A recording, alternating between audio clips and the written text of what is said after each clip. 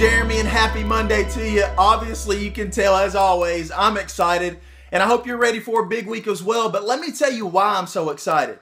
Recently, I had a chance to speak to 1,000+ young people in Northwestern Ohio.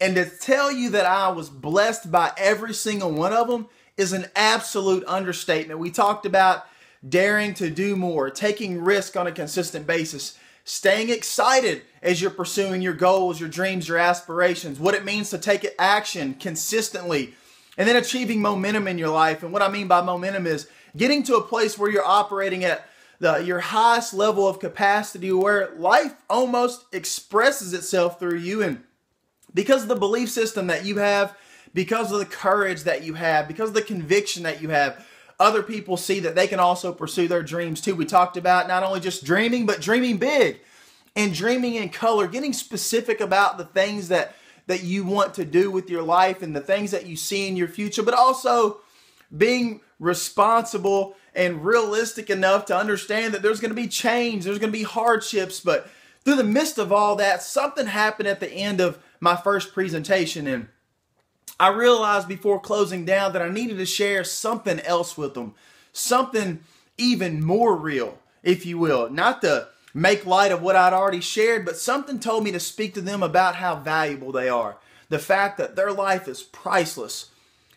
And when I talked about that, I spoke specifically to the young ladies in regards to oftentimes, because of feelings of insecurity and insignificance, and maybe not being told that they're loved enough by the people that they want to be loved by the most, they oftentimes look to social media for likes on Instagram, Snapchat, Twitter, Facebook, and they find their value and their worth in people behind computer screens and smartphones that they don't even know. And oftentimes as guys, we're lured into believing and thinking that the way that we should treat women and love people and build relationships are because of the images that we see. You know, we get caught up in our pursuits, our pleasures. Our egos kind of take a hold of us, and, you know, we kind of get out of touch with reality. And so I spoke specifically to those young women and said, you were made for more. You know, the next time you're feeling a little lonely, next time you're feeling like you need some attention, instead of turning to your smartphone and seeking the approval of the complete stranger from another country because of your outfit of the day, how about you lean in on the Creator who made you His own perfect way? You know, the guys, we've been created and we've been placed at this particular place, this particular time in human history, to love and lead women and children and families a particular way.